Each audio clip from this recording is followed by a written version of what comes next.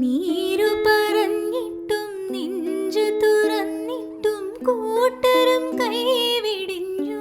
പിന്നെ പാവം കൂട്ടിൽ തളർന്നിരുന്നു. ആരാരോ ദൂരത്താരാരോ